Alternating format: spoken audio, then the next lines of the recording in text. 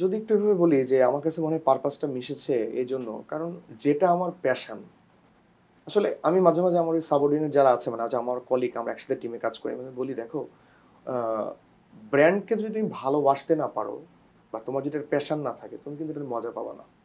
বেশি অপটিমিস্টিক, বেশি আশা করি কিন্তু সেটার জন্য কাজ করছি না। এটাও কিন্তু আসলে একটু ভুল চিন্তা।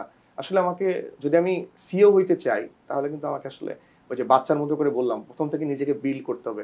আসলে আমি যে ক্যাটেগরিটা দেখি যে বেকারি ক্যাটেগরিটা, এই ক্যাটেগরি আসলে বাংলাদেশে হিউজ অপরচুনিটি আছে। কিন্তু এখানে ২ একটা বড় চ্যালেঞ্জ আছে। একটা হচ্ছে বেকারি ক্যাটেগরি মানে শেলফ লাইফটা একটু কম। এটা হচ্ছে ম্যাক্সিমাম 6 ডেজ। আমরা যারা ব্র্যান্ডে কাজ করি বা ব্র্যান্ড বিল্ড করতে চাই আসলে এভাবে বলতে হয় যে ভালো ব্র্যান্ড বিল্ড করতে গেলে আসলে ভালো এজেন্সির সাথে কাজ করাটা খুবই দরকার। আমার কাছে মনে হয় যে এখানে আসলে কনজিউমার সেগমেন্টেশন অনুযায়ী আমাদের আসলে আমার এই কমিউনিকেশন ভেহিকলটা হওয়া উচিত। আমি যদি একটু এভাবে বলি ফর এক্সাম্পল আমরা যারা ঢাকা শহরে থাকি অ্যাডজাসেন্ট ঢাকাতে থাকি এখানে আসলে ফেসবুক বা টিকটক বা উইচ্যাট বা হয়তো আদার্স যে সোশ্যাল প্ল্যাটফর্মগুলো আছে এগুলো যত স্ট্রং খুব একদম ফর এক্সাম্পল আমি যদি সুবর্ণচরের কথা চিন্তা করি সেইখানে আসলে ওই চায়ের স্টলে এখনও আসলে মাই টিভির বাংলা বিজ্ঞাপনটা অনেক বেশি ইম্পর্ট্যান্ট। আসলে আমরা যারা মার্কেটিয়ার অবশ্যই আমরা আমার টেকনোলজির ইউজ করব, সেটা আমরা হেল্প নিতে পারি আমাদের ডেভেলপমেন্টের জন্য বা আমাদের কন্টেন্ট বলি যেটাই বলি আমরা প্রোডাকশন বলি কোনো ফিল্ম বানানো বলি বাট ডেফিনেটলি এইখানে আসলে হিউম্যান টাচটা তো লাগবে। কারণ আমি যখন এআইতে একটা কন্টেন্ট বানাচ্ছি আমি যখন তার মুখের এক্সপ্রেশন দেখছি খুব স্বাভাবিক একটা 100% একটা মানুষ যেভাবে কান্না করে যেভাবে হাসি করে হাসি দেয় এক্সপ্রেশনটা আসলে এআইতে এখন পর্যন্ত যে লেভেলে আমরা আছি আসলে এটা আনাটা পসিবল না। কম সময়ে জনপ্রিয়তা বা আমরা যেটাকে এখন মনে করছি যে উনি অনেক ফলোয়ার আছে উনি অনেক বড় মানে কি বলা যায় এটাকে আমরা নব্যকালে শুনছি যে ইনফ্লুয়েন্সার বলি বা ইয়ে বলি। আসলে আমার কাছে মনে হয় এই জনপ্রিয়তাটা আসলে এই চমকপ্রদ বা যেটা আমরা বলি যে শব্দটাই বলি এটা আসলে খুব শর্ট সময়ের জন্য। আসলে আমাকে যেটা বলতে হবে মানে অ্যাজ এ মার্কেটিং প্রফেশনাল বা as a brand senior brand manager বা একটা ব্র্যান্ডের আমি যদি বলি যে নিজের বাচ্চা মনে করি বা নিজের বেবি মনে করি সেক্ষেত্রে আমার মনে হয় যে ব্র্যান্ড আসলে জীবনের গল্পই বলবে আলটিমেটলি। হ্যাঁ এটা হয়তো শর্ট টার্ম একটা বেনিফিট দিবে বাট ব্র্যান্ড তো কখনো শর্ট টার্ম হইতে পারে না আর ব্র্যান্ড তো এভারগ্রিন সে কখনো বুড়া হয় না। সো আমি আমার ব্র্যান্ডকে কেন একটা নেগেটিভ জিনিস করব এবং করে জনপ্রিয়তার জন্য আমি হচ্ছে এরকম একটা ক্যাম্পেইন করব। আমি ডেফিনেটলি অ্যাজ এ মানে ব্র্যান্ড ম্যানেজার আমি সবসময় ট্রাই করব আমার ব্র্যান্ডটা ডেফিনেটলি আমার প্রোডাক্ট থাকবে কিন্তু তার গল্পও থাকবে এবং আমি চেষ্টা করব যে যেটা সবসময় একটা মানে জীবনের গল্প বলবে পিপুল কানেকশন থাকবে প্রোডাক্ট এক্সপিরিয়েন্স থাকবে সাথে সাথে আমাদের সমাজের কাছেও কিছু দায়বদ্ধতা আছে।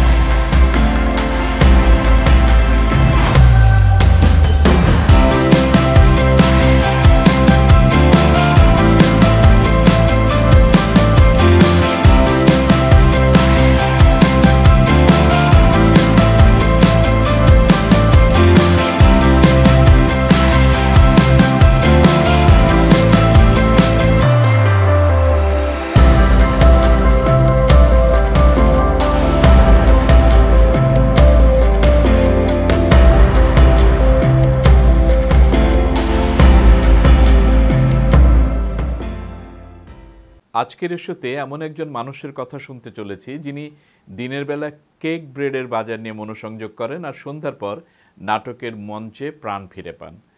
১২ বছর পার করেছেন ব্র্যান্ড মার্কেটিংয়ে, একজন থিয়েটার কর্মী, সমাজসেবক শুভাশিস কুণ্ডু, মেঘনা গ্রুপ অব ইন্ডাস্ট্রিজ লিমিটেডের senior brand manager, category lead, bread, bun, puff, pastry and cake. তার আছে আকিজ, নিউজিল্যান্ড ডেইরি, গ্লোবের মতো প্রতিষ্ঠানে কাজ করার অভিজ্ঞতা। আর এসবের মাঝেও তিনি সময় পেয়েছেন পথশিশুদের পড়াতে আর শিল্পচর্চা করতে। তাহলে চলুন শুরু করি আজকের এসো ব্র্যান্ড, বাজার আর মানবিকতার কথা নিয়ে আমাদের আজকের অতিথি শুভাশিস কুণ্ডুর সাথে। শুভাশিস, স্বাগত। ধন্যবাদ দাদা আমাকে আমন্ত্রণ জানানোর জন্য। এসোতে মূলত আমি কথা বলি ব্র্যান্ড মার্কেটিংয়ে যারা আছেন তাদের সময়, বাজার অভিজ্ঞতা, জীবন দর্শন এসব নিয়ে। চলুন শুরু করি আপনার শৈশব নিয়ে। শৈশব কোথায় কেটেছে? আমার শৈশবটা কেটেছে আমার দেশের বাড়ি ঈশ্বরদী আরামবাড়িয়াতে। আমি ওখান থেকেই আমার প্রাইমারি স্কুল পড়াশোনাটা শেষ করেছি। এরপরে আমি ঈশ্বরদীতে আমার এসএসসি হওয়ার পরে আমি আসলে পাবনা গভর্নমেন্ট শহীদ বুলবুল কলেজ থেকে এসএসসি করেছি আর কি। এরপরে আমি 2007-এ চিটাং ইউনিভার্সিটিতে অ্যাডমিট হই। তারপর আসলে বেসিক্যালি আমার প্ল্যান ছিল যে আমি বিবিএতেই পড়বো এবং বিজনেস স্টাডিজ মার্কেটিং এরকম একটা প্ল্যান ছিল। যখন আমি কমার্সে পড়েছি এসএসসিতে, তখন থেকে আসলে আমার চিন্তা যে না, আসলে অন্য কিছুতে না, একটু ক্রিয়েটিভ লাইন, একটু ডিফারেন্ট কোনো কিছু করার ইচ্ছা থেকে আসলে আমার বিবিএ পড়ার চিন্তাটা মাথায় আসছে। তো আমি যখন চিটাং ইউনিভার্সিটিতে ভর্তি হলাম, আমার বড় ভাই উনি আসলে নানাভাবে আমাকে সবসময় ইন্সপাইরেশন করেছেন, মোটিভেশন দিয়েছেন, সবসময় উনি একজন মেন্টর হিসেবে কাজ করেছেন। তো আমি আমার ইচ্ছার কথাটা তাকে জানাই এবং আমার বাবা মাকে জানাই। তারাও বলে ঠিক আছে, তাহলে তুমি ওই পার্টটা ক্লোজ করে তুমি তাহলে এখানে দেখো যে কোথায় ভর্তি হবো। তখন আমি আসলে বেশ কিছু সার্চিং করছিলাম যে নর্থ সাউথ, ইস্ট ওয়েস্ট বা ব্র্যাক কোথায় ভর্তি হবো। তখন আমি ইস্ট ওয়েস্টে ভর্তি হই। আমি বিবিএ এবং এমবিএ মার্কেটিংয়ে করেছি ইস্ট ওয়েস্ট ইউনিভার্সিটি থেকে। বাহ, আপনি কতদিন যাবত আছেন ব্র্যান্ড মার্কেটিং এ? কত বছর হলো? আমার ব্র্যান্ড মার্কেট ক্যারিয়ার 12 বছর চলছে আর কি, এখনো পূর্ণ হয়নি। আপনার কাজের কেন্দ্রবিন্দুতে তো bakery item, bread, cake, puff. মানুষ তো বাসায় রুটি বানানো পছন্দ করে, হাতে বানানো রুটি খেতে চায়। এই অবস্থাকে কি আপনি চ্যালেঞ্জ হিসেবে দেখেন? আমার কাছে মনে হয় যে এটা আসলে চ্যালেঞ্জিং না, এটা একটা ভালো একটা অপরচুনিটি। সেটা এইভাবে যে আসলে এখন তো মানুষ অনেক ফাস্ট লাইফে অভ্যস্ত।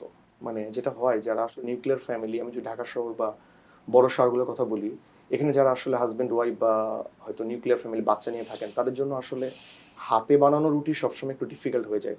সো আমরা চিন্তা করি কনজিউমারের জন্য দুইটা জিনিস, একটা হচ্ছে কনভিনিয়েন্ট, আর একটা হচ্ছে আসলে সে আসলে হেলদি এবং হাইজেন প্রোডাক্টটা পাচ্ছে কিনা।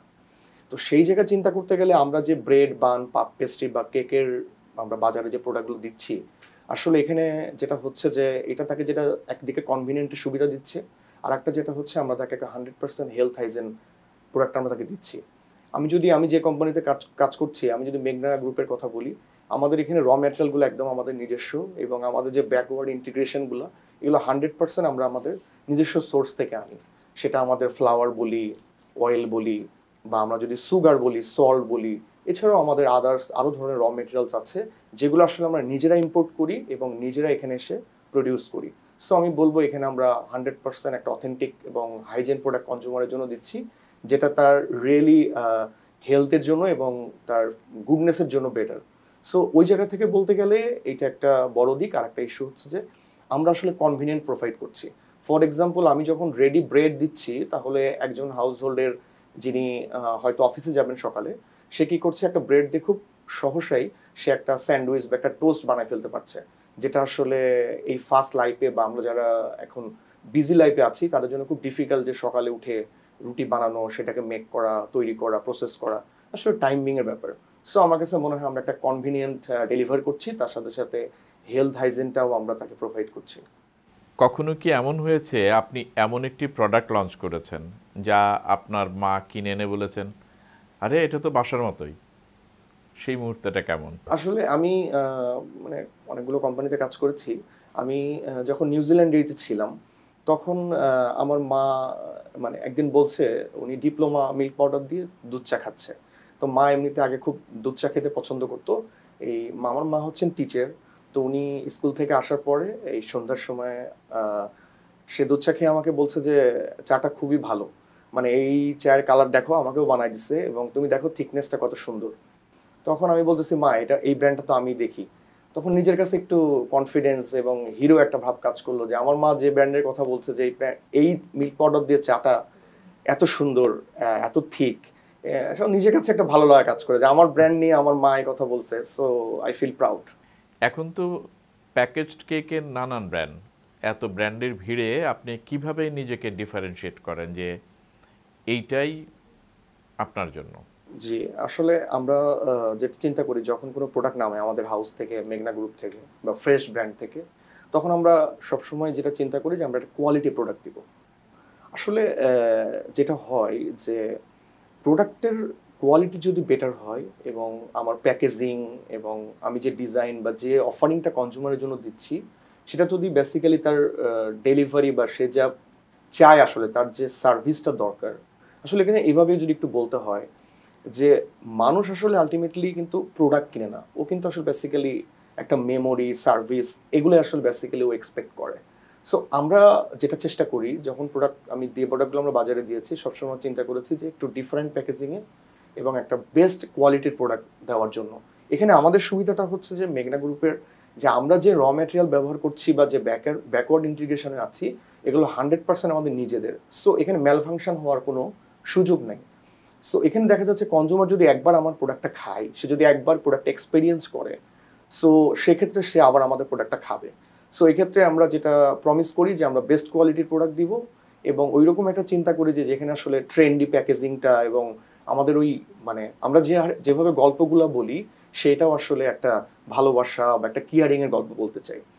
লাস্ট ইয়ারে যেটা হয়েছে, ক্যান্টারের একটা গবেষণায় দেখা গেছে যে বাংলাদেশে যত ফুড ব্র্যান্ড আছে তার মধ্যে ফ্রেশ হচ্ছে নাম্বার 1 চুজেবল ব্র্যান্ড।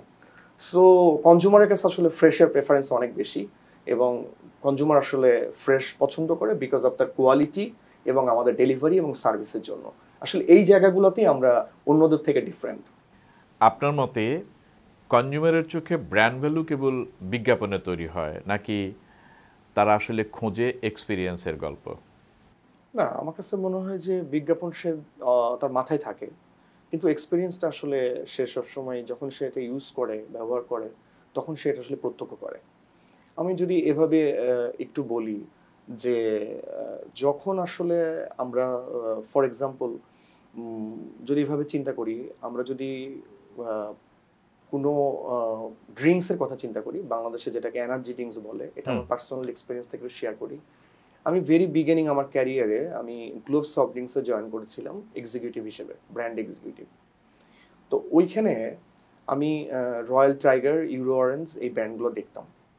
তো একবার আমরা মার্কেট ভিজিটে গেলাম, এটা হচ্ছে টঙ্গীর বউবাজার। ওইখানে আমরা মার্কেট ভিজিট করছি কারণ আমরা ওই সময় একটা সিপি প্রোগ্রাম দিয়েছিলাম, কনজিউমার প্রমোশন প্রোগ্রাম। তো আমি একজনের সাথে কথা বললাম দোকানে, উনি প্রোডাক্ট নিচ্ছে, কথা বলতে বলতে একজন ভ্যান আলা, রিক্সা পুলার আর কি। তা আমি বললাম যে একটা টাইগার সে খেলো, আর একটা টাইগার সে হাতে নিল। আমি বললাম যে ভাই এটা কি করবেন? বলে এই যে ট্রিপটা দিয়ে আসবো, তো এই ট্রিপ দিয়ে আসার পর এটা খাবো। আমি বললাম কেন? বলে এটা খেলে আমার শক্তি হবে, মানে এটা খেলে একটু এনার্জি কাজ করে, এটা খেলে শক্তি হয়। তো মানে আসলে ডেফিনেটলি কিন্তু এটা কি হয়, এটা আসলে তার ওই এক্সপিরিয়েন্সটা বা ওইটাই তার কাছে, এটা তার বিশ্বাস যে প্রোডাক্ট এইটা খাইলে মনে হয় একটা এক্সপিরিয়েন্স হবে। সো মানে এইটা আমার কাছে মনে হয় যে এটা সে নিজে হয়তো ফিল করছে কোনোভাবে যে এটা খেলে তার এক্সপিরিয়েন্স হইতে পারে, হয়তো মানে সাইকোলজিক্যাল মাইন্ডে এটা আছে আর কি, যেটা খেলে মনে হয় শক্তি হবে। আমি এবার নাটকে আসি। আপনি তো স্বপ্নদলের সঙ্গে কাজ করছেন। ব্র্যান্ড বিল্ডিং আর নাট্য নির্মাণ দুটোর মাঝে কি কোনো মিল আছে? আমার কাছে মনে হয়েছে যে আসলে মানে পারফেক্টলি বলবো না, 90% মিলে। যদি আমরা এইভাবে চিন্তা করি যে একটা ব্র্যান্ড বিল্ড করা আর একটা থিয়েটার বা মঞ্চ নাটক নির্মাণ করা মোটামুটি কিছু ক্ষেত্রে একই রকম। যদি এভাবে বলি যে ব্র্যান্ড যেমন একদিনে হয় না, একটা থিয়েটারও কিন্তু আসলে মানে একদিনে হয় না, এবং প্রত্যেকটার পিছনে যেটা হয় যে কনসিস্টেন্সি লেগে থাকতে হয়, এবং প্রত্যেকটার দুইটা জিনিসের মধ্যে যেটা আছে যে পিপুল কানেকশন আছে, গল্প আছে, আর আসলে যেটা হয় যে লেগে থাকার যে ব্যাপারটা এবং কেয়ারিংয়ের যে ব্যাপারটা, এবং দুইটাই আসলে খুবই মানে একদম খুব পারফেক্টলি রিলেটেড, যেটা আমার ব্র্যান্ড ক্যারিয়ারে এসে অনেক হেল্প করেছে। এবং আমি যদি এভাবে একটু বলি যে আমি আকিজ বেকার্সে ছিলাম, ওইখানে আমাদের যিনি অনারেবল এমডি স্যার, উনি প্রায় বলতেন যে যে ব্র্যান্ড কিন্তু আসলে প্রত্যেকটা ব্র্যান্ড যে যেটা দেখে এটা অনেকটা মানে একটা বেবির মতো। আসলে কিন্তু তাই, কারণ আমি যখন ওখানে ব্র্যান্ড দেখেছি ফান্টাস্টিক, ফাস্ট, ওদের যে ব্র্যান্ডগুলো, বেকারি ব্র্যান্ডগুলো, তখন আমরা দেখেছি যে এটা কিভাবে ডে বাই ডে আস্তে আস্তে বড় হয়, আমরা কিভাবে আস্তে আস্তে আস্তে ব্র্যান্ডগুলো ছোট বাচ্চার মতো করে ডেভেলপ করে। সো একটা ক্যারেক্টারও তাই থিয়েটারের, এটা কিন্তু আসলে একটা ক্যারেক্টার আমি যদি করতে চাই, ঢুকতে চাই, এটা কিন্তু পারফেক্টলি ওই ক্যারেক্টারের মধ্যে ঢোকার জন্য কিন্তু এটা একদিনে না যে প্রথমে স্ক্রিপ্ট পড়লাম আর পরের দিন যে মঞ্চে দাঁড়ায় গেলাম, আসলে ব্যাপারটা তা না। ডে বাই ডে এটাকে ডেভেলপ করতে হয় এবং এটাকে কিন্তু ওইভাবে লালন পালন করতে হয়। তো আমার কাছে মনে হয়েছে ব্র্যান্ড এবং হচ্ছে থিয়েটার খুবই মানে পারফেক্ট রিলেটেড, এবং এটা আমাকে অনেক অনেক বেশি হেল্প করেছে আমার এই এই ব্র্যান্ড ক্যারিয়ারে। ব্র্যান্ডের প্রচারের জন্য তো আপনাকে বিজ্ঞাপন বানাতে হয়। কখনো কি বিজ্ঞাপন নির্মাণে আপনার থিয়েটার অভিজ্ঞতা কাজে লেগেছে? হ্যাঁ, আমার অনেক কাজে লেগেছে। যেমন আমরা যখন বিজ্ঞাপন বানাতে যাই, প্রথমে আমাকে যেটা হয় যে আমাকে একটা স্টোরি বোর্ড বা একটা স্ক্রিপ্ট দেওয়া হয়, বা আমাকে এটাকে তারপরে আমরা এটাকে স্টোরি বোর্ড করি বা ট্রিটমেন্ট নোটে যাই, এরপরে আমরা পিপিএম করি। এই সবগুলো কিন্তু আমার থিয়েটারের সাথে আসলে যায়। কেমন আমরা যখন একটা প্রথম মঞ্চনাটক করতে যাই, তখন আসলে সেখানে প্রথমে স্ক্রিপ্টিং হয়, তারপর আমরা স্ক্রিপ্টটা পড়ি। এরপরে আমাদের কি হয়, অনেক পরে ক্যারেক্টারগুলো কে কোন চরিত্র করবে সেটা ভাগ করা হয়, এবং আমরা কি প্রত্যেকে নিজেদের মতো ইম্প্রোভাইজেশনের সুযোগ পাই। কিন্তু আমাদের এখানেও কিন্তু তাই, আমি যখন কাজ করতে গেছি ব্র্যান্ডে, আমার এগুলো অনেক কাজে দিয়েছে। বিশেষ করে স্পেসিফিকলি যখন টিভিসি করেছি বা আরডিসি করেছি, বা এমনও হচ্ছে যখন আমরা কোনো প্রেস ক্রিয়েটিভ করি, প্রেস অ্যাড করি, তখনকার যে কপিগুলা, এইটা আসলে কিভাবে চেক করতে হয়, আসলে একটা ভিজুয়ালাইজেশনের সাথে কপিটা কিভাবে পারফেক্টলি ম্যাচ করে, কপি আসলে আলটিমেটলি ওই ভিজুয়ালাইজেশনের গল্পটা বলে, ভিজুয়ালের গল্পটা বলে। সো ওইটা আমার এখানে খুব কাজ করেছে। এছাড়াও আমরা যখন টিভিসি প্রোডাকশন করেছি, আমি লাইট বলি, সেট বলি, যখন আমি থিয়েটারে করেছি, তখন আমি এখানে আমি নিজেও অনেক সময় হয়তো ফিডব্যাক দিয়েছি আমার ডিরেক্টরকে যে ভাই এভাবে না হলে এভাবে হলে ভালো হইতো, এক্সপ্রেশনটা এভাবে না হলে এভাবে দেখতে পারলে ভালো হতো, প্রোডাক্টের যে আমরা প্লেসমেন্ট বলি আমাদের ব্র্যান্ডের, সেটা যদি এইভাবে না হয়ে আপনি যদি এইভাবে করেন বা আমরা এইভাবে করতে পারি, আমরা শেয়ারিং করতে পেরেছি। সো আমার মনে হয় এটা অনেক মিল আছে আসলে ব্র্যান্ডের সাথে থিয়েটারের। এবং সর্বোপরি যেটা মনে হয়েছে যে আমরা যখন মঞ্চে দাঁড়াই, যে কনফিডেন্সটা কাজ করে, বা 200 জন 100 জন 500 জন মানুষের সামনে, আসলে ব্র্যান্ডে করতে গেলেও কিন্তু আমাদের সবসময় যেটা করতে হয়, টপ ম্যানেজমেন্টের সামনে নিজেকে প্রেজেন্ট করতে হয়। সো ওইখানে আমার মনে হয় যে কনফিডেন্সটা খুব পারফেক্টলি কাজে দেয়। অনেক ধন্যবাদ আপনার এই অভিজ্ঞতা শেয়ার করার জন্য। আচ্ছা, ব্র্যান্ড লঞ্চ করতে গিয়ে সবচেয়ে বেশি হিউম্যান এরর কি দেখেছেন? বাজেট ভুল, ইগো কনফ্লিক্ট, না ইনসাইট না জানা? আমার কাছে মনে হয় যে আমার যে অভিজ্ঞতা, আমরা যে প্রোডাকশন বা টিভিসি বা যেটাই করি ব্র্যান্ডের রুট, আমার কাছে মনে হয় যে আমরা দুইটা জিনিস সবচেয়ে বেশি আমাদের এই দেশে মানে আমাদের মার্কেটে হয়। একটা হলো আমরা ইনসাইটটা না বুঝিয়ে আমরা অনেক সময় কাজ করি। আরেকটা যেটা হয় যে ইগো কনফ্লিক্ট, যেটাকে আমরা বলি, হয়তো এইভাবে যদি বলতে চাই, আমার টপ ম্যানেজমেন্ট বলছে যে ঠিক আছে তুমি এই টিভিসির জন্য এই মডেলকে নাও, আসলে এই মডেল এই ব্র্যান্ডের সাথে যায় না, কিন্তু ফর এক্সাম্পল আমার টপ ম্যানেজমেন্ট চায়, এই জন্য আমাকে করতে হবে। সো এই যে একটা কনফ্লিক্ট, এই যেটাকে খুশি করা, এই জায়গায় আসলে ব্র্যান্ড অনেক সময় কি বলে এটা একটা বিপথে যদি বলি বা অন্ধকার পথে হাঁটে। আর একটা হচ্ছে ইনসাইটটা যদি আমরা বুঝি না যে কার সাথে আসলে কি করা উচিত। এরকম আমাদের চোখের সামনে আমি একটা ব্র্যান্ড দেখেছি, সেটা এখন অলরেডি এইভাবে যদি বলি, সে এখন বিপথে হেঁটে সে নিজের গর্তে নিজেই পড়ে গেছে। এটা নিয়ে জানতে চাই, যদি কোনো ব্র্যান্ড হঠাৎ বাজারে মুখ থুবড়ে পড়ে, আপনি প্রথমে কি দেখেন? প্রোডাক্টের সমস্যা, না টিমের ক্যারেক্টার? আমার কাছে মনে হয় যে টিমের ক্যারেক্টার। কারণ আমি একটু আগে বলেছিলাম দাদা যে আসলে একটা মানে আমাদের দেশে যেটা হয় যে কেউ কারোর জন্য খাল কাটে না, ও আসলে নিজেই খালে পড়ে যায় এক সময় হয়তো টিমের ক্যারেক্টার জন্য। কারণ একটা টিমই পারে একটা বেস্ট প্রোডাক্টকে মানে ধ্বংস করে দিতে, আবার টিমই পারে হয়তো মিডিয়াম লেভেলের প্রোডাক্টটাকে অনেক উপরে তুলে নিয়ে আসতে। সো এখানে টিম বলি, টপ ম্যানেজমেন্ট বলি, অনেক বড় একটা ভূমিকা আছে। আপনার কাছে কি আজকের ব্র্যান্ড কমিউনিকেশন কেবল চমক, নাকি সামাজিক দায়িত্বশীলতা থাকবে সেখানে? মানে আমার জানার ইচ্ছা, বিজ্ঞাপন বানাবার সময় কি আপনি সচেতনভাবে খেয়াল রাখেন যেন সমাজেরও এবং পরিবেশের প্রতি একটি পজিটিভ বিষয় থাকে?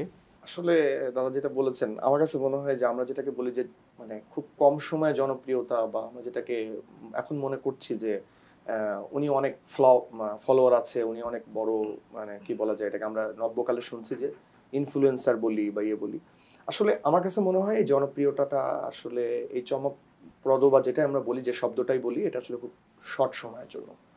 আসলে আমাকে যেটা বলতে হবে, মানে অ্যাজ এ মার্কেটিং প্রফেশনাল বা as a brand senior brand manager বা একটা ব্র্যান্ডের, আমি যদি বলি যে নিজের বাচ্চা মনে করি বা নিজের বেবি মনে করি, সেক্ষেত্রে আমার মনে হয় যে ব্র্যান্ড আসলে জীবনের গল্পই বলবে আলটিমেটলি। আসলে ব্র্যান্ড পজিটিভ জিনিসটাই বলবে। সেটা হইতে পারে অ্যাডভেঞ্চারের ভঙ্গিতে, সেটা হতে পারে ইমোশনাল ভঙ্গিতে, আবার হতে পারে এটা ফ্যাক্ট বেস কোনো কিছু। কিন্তু অ্যাজ এ মার্কেটিং প্রফেশনাল বা অ্যাজ এ মানে দায়িত্বপূর্ণ নাগরিক হিসাবে অবশ্যই আমরা খুব সস্তা জনপ্রিয়তার জন্য এমন কিছু করব না যেটা আসলে লং টার্মে আমার ব্র্যান্ডকে ওই জায়গা থেকে নিজেকে কি বলে আমি এটাকে ডাউন করে ফেলি বা নিজেকে একটু নেগেটিভ করে ফেলি। হ্যাঁ, এটা হয়তো শর্ট টার্ম একটা বেনিফিট দিবে, বাট ব্র্যান্ড তো কখনো শর্ট টার্ম হইতে পারে না, আর ব্র্যান্ড তো এভারগ্রিন, সে কখনো বুড়া হয় না। সো আমি আমার ব্র্যান্ডকে কেন একটা নেগেটিভ জিনিস করব, এবং করে জনপ্রিয়তার জন্য আমি হচ্ছে এরকম একটা ক্যাম্পেইন করব। আমি ডেফিনেটলি অ্যাজ এ মানে ব্র্যান্ড ম্যানেজার আমি সবসময় ট্রাই করব আমার ব্র্যান্ডটা ডেফিনেটলি আমার প্রোডাক্ট থাকবে, কিন্তু সেটা গল্পও থাকবে, এবং আমি চেষ্টা করব যে যেটা সবসময় একটা মানে জীবনের গল্প বলবে, পিপুল কানেকশন থাকবে, প্রোডাক্ট এক্সপিরিয়েন্স থাকবে, সাথে সাথে আমাদের সমাজের কাছেও কিছু দায়বদ্ধতা আছে। ব্র্যান্ড তো আলটিমেটলি সমাজ নিয়েই চলে, সমাজের বাইরে কোনো কিছু না। আমরা যত মানে বিখ্যাত ব্র্যান্ড দেখি, কেউই কি আসলে মানুষ ছাড়া, মানে আমরা কি মানুষ ছাড়া কোনো কিছু চিন্তা করতে পারি? সো এটা আসলে আমার কাছে মনে হয় যে ডেফিনেটলি এটা মানবিক, পিপুল কানেকশন এবং প্রোডাক্ট এক্সপিরিয়েন্স, এবং ডেফিনেটলি আমরা কেউই এরকম চাই না যে মানে সস্তা জনপ্রিয়তার জন্য আমি কোনো নেগেটিভ বা এরকম কোনো কিছু করি। প্রযুক্তি আসছে, প্রযুক্তির ব্যবহার বাড়ছে, এখন তো সবাই বলছে এআই দিয়ে কন্টেন্ট বানিয়ে ফেলুন, এই বিষয়ে আপনি কি ভাবছেন? আসলে আমরা যারা মার্কেটিয়ার অবশ্যই আমরা আমার টেকনোলজির ইউজ করব, সেটা আমরা হেল্প নিতে পারি আমাদের ডেভেলপমেন্টের জন্য, বা আমাদের কন্টেন্ট বলি, যেটাই বলি আমরা প্রোডাকশন বলি, কোনো ফিল্ম বানানো বলি, বাট ডেফিনেটলি এইখানে আসলে হিউম্যান টাচটা তো লাগবে। কারণ আমি যখন এআইতে একটা কন্টেন্ট বানাচ্ছি, আমি যখন তার মুখের এক্সপ্রেশন দেখছি, খুব স্বাভাবিক একটা 100% একটা মানুষ যেভাবে কান্না করে, যেভাবে হাসি দেয়, এক্সপ্রেশনটা আসলে এআইতে এখন পর্যন্ত যে লেভেলে আমরা আছি আসলে এটা আনাটা পসিবল না। আর আমি একটু আগে যেটা বলছিলাম যে ব্র্যান্ড তো আসলে মানুষের জীবনের গল্পই বলবে আলটিমেটলি, সেটা আমরা যে প্ল্যাটফর্মে বলি, যে টুলসেই বলি, বা যেই কন্টেন্টেই বলি, যেভাবে বলতে চাই। তো ওই জায়গাটাতে আসলে আমার যেটা মনে হয় যে ডেফিনেটলি আমরা টেকনোলজি ইউজ করব, কিন্তু টেকনোলজি ইউজ করার সাথে সাথে এটাও তো ঠিক যে আমার টাচ, ফিল এবং এই ফিলিংসটা দরকার। সেটা এমন হতে পারে যে আমরা এআই এর সাহায্য নিয়ে হয়তো আমরা কোনো ফিল্ম বানাইতে পারি, কোনো টিভিসি বানাতে পারি, কিন্তু অবশ্যই সেখানে মানবিক বা ফিল, আমরা যেটাকে বলি যে ভালোবাসা বলি, টাচ বলি, সেইটা যেন আমরা থাকে, সেটা যেন আমরা রাখি আমাদের গল্পে। আপনি তো ডিজিটাল নিয়ে কাজ করেন, তো বাংলাদেশের বাজারে ডিজিটাল কমিউনিকেশন কি আসলেই ব্র্যান্ডের জন্য ভালো কাজ করছে, নাকি আমরা অন্য মিডিয়ামে এখনো অনেক বেশি স্ট্রং আছি? আমার কাছে মনে হয় যেখানে আসলে কনজিউমার সেগমেন্টেশন অনুযায়ী আমাদের আসলে আমার এই কমিউনিকেশন ভেহিকেলটা হওয়া উচিত। আমি যদি একটু এভাবে বলি, ফর এক্সাম্পল আমরা যারা ঢাকা শহরে থাকি, অ্যাডজাসেন্ট ঢাকাতে থাকি, এখানে আসলে ফেসবুক বা টিকটক বা উইচ্যাট বা হয়তো আদার্স যে সোশ্যাল প্ল্যাটফর্মগুলো আছে, এগুলো যত স্ট্রং, খুব একদম ফর এক্সাম্পল আমি যদি সুবর্ণচরের কথা চিন্তা করি, সেইখানে আসলে ওই চায়ের স্টলে এখনও আসলে মাই টিভির বাংলা বিজ্ঞাপনটা অনেক বেশি important. So as a marketeer আমাকে আসলে এটা বোঝা উচিত যে আমি আসলে কার জন্য কী ধরনের ভেহিকেল ইউজ করব। ডেফিনেটলি ডিজিটাল প্ল্যাটফর্ম কাজ করছে, তার মানে এই না যে ট্রেডিশনাল যে প্ল্যাটফর্মগুলো আমরা যেটা একটু বললাম যে টেলিভিশন বা আমাদের যে প্রেস মিডিয়া, সেখানে কাজ করছে না। বাট আমার মনে হয় এটা কনজিউমার এবং সেগমেন্ট, আমরা এই ক্ষেত্রে আমরা জিওগ্রাফিকও চিন্তা করতে পারি, আসলে কোথায় আমরা কোন কাস্টমারের জন্য, কোন এরিয়ার কাস্টমারের জন্য, কার জন্য আমরা কীভাবে যাব। আর একটা যদি একটু বলি, ফর এক্সাম্পল আমি যদি একটু জিওগ্রাফিক্যালি ভাগ করে বলি যে আমি দাউদকান্দি থেকে শুরু করে একদম আমাদের এই বৃহত্তর যে নোয়াখালী, কুমিল্লা বা ফেনী অঞ্চল, এই অঞ্চলে আমরা তো মাঝে মাঝে মার্কেট ভিজিটে যাই আমাদের প্রোডাক্ট বা কনজিউমার ইনসাইটের জন্য। তখন আমরা দেখলাম, আমি নিজেই এবার যেয়ে দেখলাম, ওই এলাকার মানুষ ব্যাপকভাবে ইমো ইউজ করে। কারণ হচ্ছে তাদের বেশিরভাগ রিলেটিভ হচ্ছে এই বিদেশে থাকে। সো তারা কমিউনিকেট করে ওই মেসেঞ্জার বা হোয়াটসঅ্যাপে না, তারা কমিউনিকেট করে হচ্ছে ইমোতে। সো খুব স্বাভাবিক ওই এলাকার জন্য imo definitely perfect platform for communication. আমরা নিজেরাও করেছি আমাদের ব্রেড, বান, কেকের জন্য। এখন যদি একটু এইভাবে বলি, আমার যেখানে বাড়ি, এই যে ঈশ্বরদীপ, পাবনা, এইখান থেকে মোটামুটি 10 কিলোমিটার দূরে গেলে একটা নদীর চর আছে, নাম হলো কলসনগর। এই কলসনগরের লোকটার জন্য আসলে ইমোটা বা ফেসবুকটা এত পারফেক্ট না। হ্যাঁ, ও দেখে, ওর জন্য বেশি পারফেক্ট হচ্ছে ইউটিউব অথবা হচ্ছে মাই টিভির যে বাংলা সিনেমা চলে, সেখানে বিজ্ঞাপন দেওয়া। তো এখন আসলে আমাদের বুঝতে হবে যে আসলে আমরা কার জন্য কী ধরনের ভেহিকেল ইউজ করব।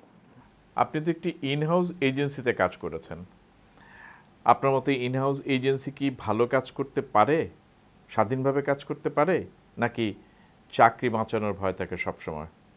এইটা আমার কাছে মনে হয় যে একটু দুইভাবে যদি বলি, এখানে আসলে আপনি যেটা পরে বললেন যে মালিকের ভয়ে থাকে বা মালিকের চিন্তা করে, এইটা অনেকাংশে সত্য।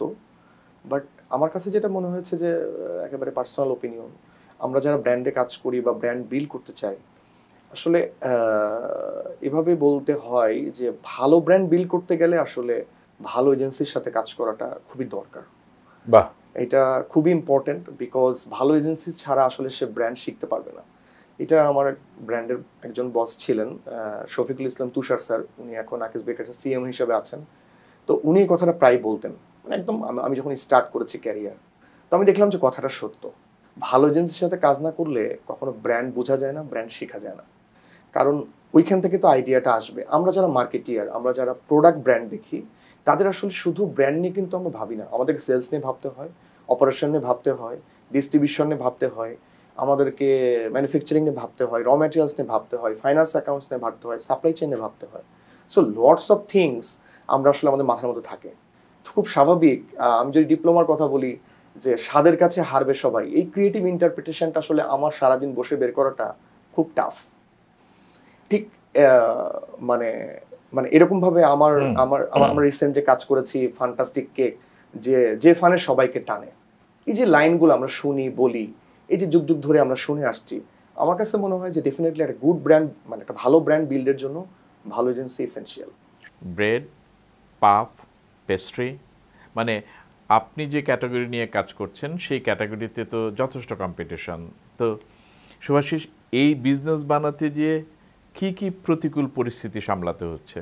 আসলে আমি যে ক্যাটাগরিটা দেখি, এই যে বেকারি ক্যাটাগরিটা, এই ক্যাটাগরি আসলে বাংলাদেশে হিউজ অপরচুনিটি আছে, কিন্তু এখানে দুই একটা বড় চ্যালেঞ্জ আছে। একটা হচ্ছে বেকারি ক্যাটাগরি মানে শেলফ লাইফটা একটু কম, এটা হচ্ছে ম্যাক্সিমাম 6 days। আর একটা হচ্ছে যে এখানে মানুষ আসলে ফ্রেশনেস চাই, ফ্রেশ প্রোডাক্ট খেতে চাই। এটা লং শেলফের যেহেতু প্রোডাক্ট না, এখানে আরেকটা চ্যালেঞ্জ হচ্ছে ডিস্ট্রিবিউশন চ্যালেঞ্জ, যে ভেরি শর্ট টাইমে আমাকে ডিস্ট্রিবিউশনটা করতে হয়।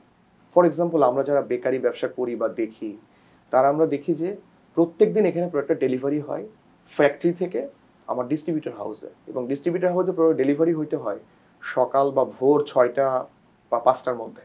কারণ আমার প্রোডাক্টটা বাজারে যেতে হবে ঠিক 7টা বা 8টার মধ্যে, পরে গেলে আসলে আমার যে রিটেলার সে আলু প্রোডাক্ট রাখবে না, বিকজ সকালে ওর বেডটা লাগবে, সকালেই বানটা লাগবে, সকালেই হচ্ছে হানি লাভটা লাগবে, সকালেই কেকটা লাগবে।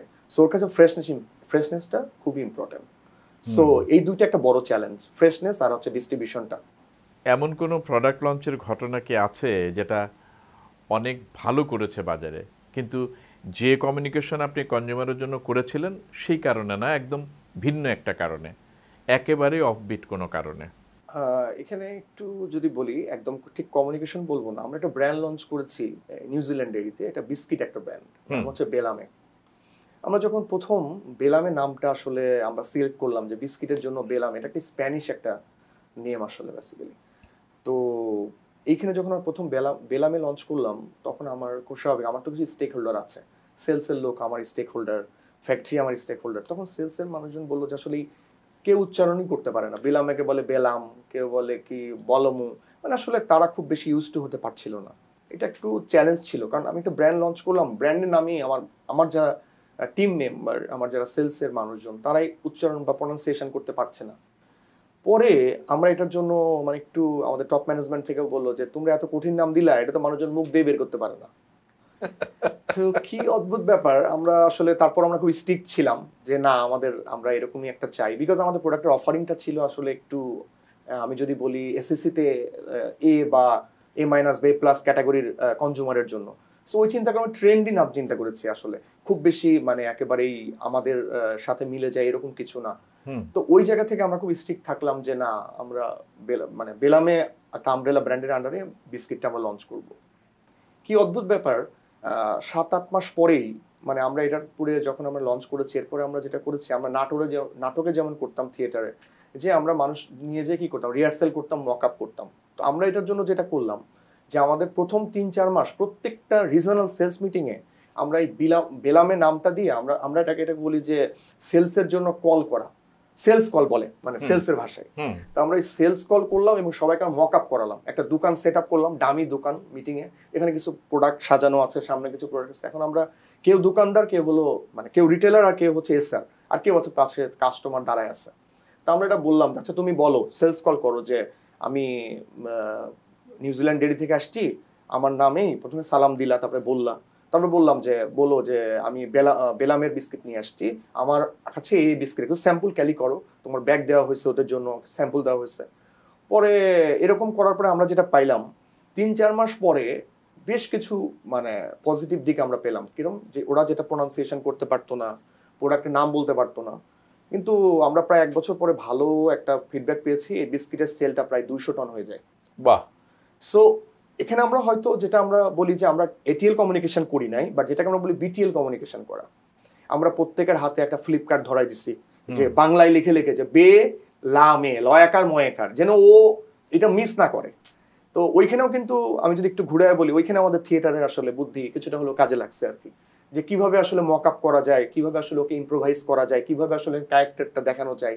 পরে আমরা দেখলাম টানা যখন 4 মাসে আমরা বিভিন্ন জায়গায় রিজনাল সেলস মিটিং এ সারা বাংলাদেশে করলাম, সবাই মোটামুটি 60-70% লোকজন এটা মুখ দিয়ে উচ্চারণ করতে পারে এবং দোকানে প্রোডাক্ট উঠে গেছে অল এই ক্যাটাগরির দোকানে। প্রায় 1 বছর পরে আমরা ভালো ফিডব্যাক পাইছি এবং যে জায়গাগুলোতে যারা একটু কোয়ালিটিফুল প্রোডাক্ট খায় সবাই মোটামুটি দোকান রিটেলাররা এই প্রোডাক্ট রাখছে, বিকজ যে একবার খাইছে তার কাছে ভালো লাগছে। এবার একটা ভিন্ন প্রসঙ্গ নিয়ে কথা বলি। আপনি একজন কেক মার্কেটিয়ার, একজন থিয়েটার কর্মী, আবার শুনেছি আপনি পথ শিশুদের শিক্ষক। এটার সাথে কিভাবে যুক্ত হলেন? আসলে যেটা হয়েছে যে মানে ইন পার্সন যদি বলি, সবসময় একটা মানবিক জিনিসটা ভিতরে কাজ করে। আমি একটুখানি যদি নিজের গল্প দিয়ে বলি এভাবে, মানে আমি আমার ওয়াইফকে এখন মাঝে মাঝে বলি, মানে কথা হয় যে জীবনে নিজের একটা সার্থকতা এরকম বলা যাবে যে আমরা যেটা করছি খাচ্ছি একটা খুব স্যাটিসফ্যাকশন কাজ করছে। কেন?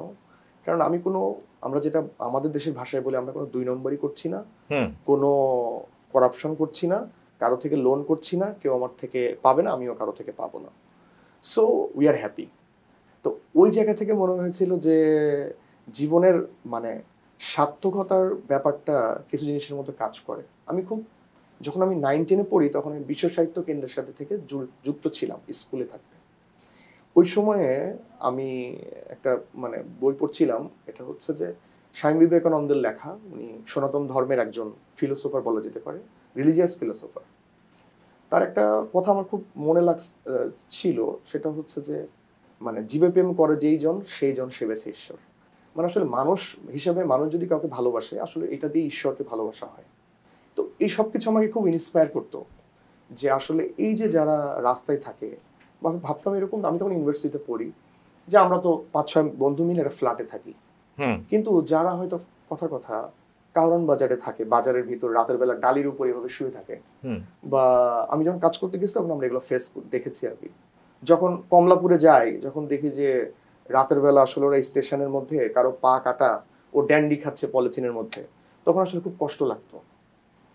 এই জায়গা থেকে আসলে এই সব কিছু আমাকে ইন্সপায়ার করেছে। যখন আমি সদরঘাটে কাজ করেছি তখন দেখেছি যে অনেক 13-14 বছরের মেয়েরা প্রেগনেন্ট হয়ে গেছে, তাদেরকে অ্যাবর্শন করাতে হতো। আমি এরকম করিয়েছি যখন আমি কাজ করছি। এটা হচ্ছে আমাদের কিছু মিশনারি হাসপাতাল ছিল। তো এই সব কিছু মিলায় এই মানবিক এইগুলো আমাকে খুব তাড়িত করেছে যে হ্যাঁ, যদি সুযোগ থাকে ওদের জন্য, যদি আমরা একটু কাজ করতে পারি, যদি একটা বাচ্চাকেও ভালো করা যায়, তাহলে হয়তো মানুষ হিসাবে এটা আমাদের সাকসেস। তো ওই জায়গা থেকে আসলে আমি প্রায় 4-5 বছর এই পথ শিশু সেবা সংগঠনে কাজ করেছি অ্যাজ এ স্ট্রিট এডুকেটর হিসাবে। ওইখানে আসলে বেসিক্যালি আমরা যেটা করতাম যে আমরা আসলে বাচ্চাদের সাথে একটা মোরাল এডিকশন দেওয়ার চেষ্টা করতাম। এখানে আমরা যেটা দেখেছি আমাদের ওই কাজের সময় দীর্ঘ 5 বছর 4 বছরে ম্যাক্সিমাম বাচ্চা কাচ্চা আসলে ওদের অরফান, ও জানে না ওর মাকে, ও জানে না ওর বাবাকে, ওকে রেখে চলে গেছে। যেটা হয়, ও যেহেতু ওর কোনো মোরাল এডুকেশন নাই, ও চুরি করে, মিথ্যা কথা বলে, একজনকে মেরে আসে, কিন্তু ও তো জানে না যে চুরি করা খারাপ। তা আমরা কি করতাম, ফার্স্টে ওকে একটা মোরাল এডুকেশন দিতাম যে ভাই বাবা এটা করা ভালো না, এটা করো না ভাই। তো ও হয়তো শুনতো, কেউ শুনতো না। এরপর আরেকটা ছিল, আমরা তাকে একটা প্রিলিমিনারি, আমরা যাকে বলি মেডিকেল সাপোর্ট, কারো গা কেটে গেছে, ঘা হয়ে গেছে, আমরা তাকে পরিষ্কার করে দিতাম। এখানে আমাদের একটা মেডিকেল টিম ছিল, অল ধরনের মেডিকেল ইকুইপমেন্ট আমাদের থাকতো, যেগুলো প্রাইমারিলি করা সম্ভব। কারো জ্বর কিন্তু ওষুধ খেতে পারে না, আমরা ওষুধও দিয়ে দিতাম, বুঝাই দিতাম তুই এইভাবে খাবা। আচ্ছা, তার হয়তো কেটে গেছে, আমরা ড্রেসিং করে ওখানে ওষুধ দিয়ে আমরা দিয়ে দিতাম। যদি বেশি হতো আমরা হাসপাতাল নিয়ে যেতাম। আমাদের নমিনেটেড কিছু হাসপাতাল ছিল, তারা আমাদেরকে ফ্রি চিকিৎসা দিত। তো এই সংগঠনের প্রধান ছিলেন একজন ইটালিয়ান, উনি বাংলাদেশে 22 বছর ছিলেন, ওনার নাম বাদা লুসিও। তো এটা কিন্তু আসলে ভলেন্টিয়ারি অর্গানাইজেশন, নট কোনো এনজিও যে টাকা দিয়ে চলে এমন না, আমরা সবাই চাঁদা দিতাম। এখনো আছে? এখনো আছে, এখনো ওরা কাজ করে। ইনফ্যাক্ট আমার যে বড় ভাইয়ের কথা বলেছি, সেও এখানে কাজ করতো। আমরা সবাই এখানে 300, 400, 500, 600 আমরাই ডোনার, আমরাই টাকা দিতাম। কারণ এই যে বললাম যে প্রিলিমিনারি মেডিকেল, এবং প্রতি মাসে আমরা একবার ফিডিং প্রোগ্রাম করতাম। ফিডিং প্রোগ্রামটা কেমন, আসলে ওরা তো নিউট্রিশন পায় না, একটা মানুষের জন্য একটা মিনিমাম নিউট্রিশন লাগে। আমরা কি করতাম, প্রত্যেকটা বাচ্চাকে আমাদের সাথে যারা থাকতো, আমরা তাদেরকে একটা করে ডিম সিদ্ধ দিতাম, আমরা তাদেরকে র মিল্ক খাওয়াইতাম এবং কলা খাওয়াতাম, এবং প্রত্যেককে আমরা চেষ্টা করতাম যে তাদেরকে গরুর তেহারি বা অন্য ধর্মের লোক হলে অন্য কোনো কিছু খাওয়ানোর জন্য। এক কথা যে একটু ভারী ফুড থাকতো, তার সাথে কিছু নিউট্রিশন থাকতো। আর আমরা যেটা করতাম, প্রতি ঈদে আমরা 2বার সমস্ত এই যে ফিল্ডের, আমাদের ঢাকা শহরে টোটাল 11টা ফিল্ড ছিল, 11টি স্পটে আমরা কাজ করতাম। এই যে আমরা সদস্য ছিলাম, সবাই টাকা দিয়ে আমরা তাদের জন্য নতুন পোশাক কিনতাম, তাদেরকে আমরা দিতাম, এবং ঈদের 7 দিন পরে সবাই যখন তাদের নিজস্ব বাড়ি থেকে চলে আসতো, আমাদের মতো যারা ভলেন্টিয়ার, আমরা একসাথে করে এই প্রোগ্রামটা কোনো একটা মানে আসলে আমাদের তো ওই রকম করে একটা কনভেনশন সেন্টার আমরা নিতে পারতাম না, বাট আমাদের কিছু ডোনার ছিলেন, যেমন আমাদের কিছু পিমি হাউস ছিলেন বেসিক্যালি, যেগুলো গির্জা, ওরা আমাদেরকে পুরো হল রুম ফ্রি দিতেন। আমরা সারাদিন ওই বাচ্চাদের সাথে খেলতাম, মোরাল এডুকেশন করতাম, ওদেরকে গোসল করাইতাম, নতুন প্রোডাক্ট পরাই দিতাম, একসাথে মিলে খাইতাম এবং একসাথে মিলে সবাই খেলা করতাম, এবং একসাথে বলতাম যে কাল থেকে আমরা আর চুরি করবো না, কেউ কাউকে মারবো না, খারাপ কথা বলবো না, মানে এক কথা মোরাল এডুকেশন। এই সব কিছু মিলে আসলে এই জিনিসটা মনে হয়েছে যে এটা একটা হয়তো একটা ভালো প্রয়াস হতে পারে। এটা খুবই ভালো প্রয়াস। এমন প্রয়াস বাংলাদেশের সব জায়গায় শুরু হলে দেশটাই পাল্টে যাবে। আপনার জন্য শুভকামনা রইল। ব্র্যান্ড মার্কেটিংয়ে পারপাস বলে একটা শব্দ চলে। আপনার জীবনের পারপাস কি আপনার ব্র্যান্ডে কখনো খুঁজে পেয়েছেন? যদি একটু এভাবে বলি যে আমার কাছে মনে হয় পারপাসটা মিশেছে এই জন্য, কারণ যেটা আমার প্যাশন, আসলে আমি মাঝে মাঝে আমার ওই সাবঅর্ডিনেট যারা আছে, মানে আমার কলিগ, আমরা একসাথে টিমে কাজ করি, আমি বলি দেখো, ব্র্যান্ডকে যদি তুমি ভালোবাসতে না পারো বা তোমার যদি প্যাশন না থাকে, তুমি কিন্তু এটা মজা পাবা না। কথা তুমি বিসিএস ক্যাডার হইতে পারতা বা অনেক জব করতে পারতা, তুমি ব্র্যান্ডে আসছো। আমি আমার নিজের কথাই বলি যে আমি হয়তো অন্য জবে যেতে পারতাম, কিন্তু আসলে আমি ব্র্যান্ডকে ভালোবাসি। তো ডেফিনেটলি মানুষের জীবনে মানে যার যেটা পারপাস, সে যদি মনে করে তার জীবনের উদ্দেশ্য আসলে এটা হলে ভালো হতো, যদি সে ভালোবাসে তবে কিন্তু সেটা তো মজা পাবে, আর যদি ভালো না বাসে তাহলে কিন্তু সে আসলে অসুখী হবে। তো আমার কাছে মনে হয় যে হ্যাঁ, আমার ব্র্যান্ডের পারপাস আমার লাইফের পারপাস মানে খুব পারফেক্টলি রিলেট করে, এই জন্য আমি খুব আমার প্যাশনে আমি খুব এনজয় করি। ব্র্যান্ড মার্কেটিংয়ে নতুন যারা, তাদেরকে আপনার এই 12 বছরের অভিজ্ঞতার আলোকে কি পরামর্শ দেবেন? আচ্ছা, আমি আসলে এটা মানে কি বলবো, আমি আসলে জ্ঞান বা অ্যাডভাইসের কথা বলবো না, আমি বলবো শেয়ারিং। আমার কাছে যেটা মনে হয় যে আমি যখন আমার ক্যারিয়ার শুরু করি, একটু আগে যেটা ওয়ার্ডটা বলছিলাম যে প্রথম দরকার হচ্ছে আসলে প্যাশন এবং শেখার ইচ্ছা। আর একটা আমি যেটা বলবো, মানুষ অনেক সময় বলে যে ভাই মানে আসলে পড়াটা লাগে না বা মানে এটা দরকার হয় না। আমি বলি যে মানে তুমি যদি পড়ো তাহলে তুমি কনফিডেন্স হবা, একজন কনফিডেন্স থাকবে তুমি কথা বলতে পারবা। সো আমার কাছে মনে হয় প্যাশন যদি থাকে এবং আমরা যদি আমার কাজটাকে ভালোবাসি এবং ভিতরে যদি একটা জেদ থাকে যে আমি তো করতে চাই, মানে সবাই যদি পারে আমি কেন পারবো না। হ্যাঁ, হয়তো আমি এভারেস্ট উঠতে পারবো না, বাট কাছাকাছি কোথাও একটা যেতে পারবো। সো এই তিনটা জিনিস একটা সংমিশ্রণ যদি হয়, লাভ, প্যাশন এবং হার্ডওয়ার্ক, সো আমার মনে হয় ভালো করা সম্ভব। এবং আমার যেটা মনে হয় যে মানুষ খুব অল্পতেই এখন যেটা একটু আমার যারা টিমে বা একটু আমরা সবাই খুব বেশি অপটিমিস্টিক, বেশি আশা করি, কিন্তু সেটার জন্য কাজ করছি না, এটাও কিন্তু আসলে একটু ভুল চিন্তা। আসলে আমাকে যদি আমি সিও হইতে চাই তাহলে কিন্তু আমাকে আসলে ওই যে বাচ্চার মতো করে বললাম, প্রথম থেকে নিজেকে বিল্ড করতে হবে। এখন ফর এক্সাম্পল আমি এক্সিকিউটিভ আছে, কালকে যদি চিন্তা করি আমি সিওর মতো কোনো বেতন পাচ্ছি না, এটাও আসলে আমাদের খুব বেশি অপটিমিস্টিক আশাবাদী হয়ে যায়, যেটা আমরা হয়তো এখন যারা আমাদের সাবঅর্ডিনেট বা যারা একটু জুনিয়র তাদের মধ্যে আমরা দেখি সবসময় একটা নিরাশাবাদী ভাব কাজ করে। আসলে লেগে থাকতে হবে, আবার ওই স্বামী বিবেকানন্দের কথাই বলতে হয় যে মানে লেগে থাকো তাহলে তোমার জয় হবে। একটা র্যাপিড ফায়ার হোক। কেক না পাফ, আপনার ফেভারিট কোনটা? আমার কেক ফেভারিট। মিটিং না রিহার্সেল, কোনটা বেশি এক্সাইটিং?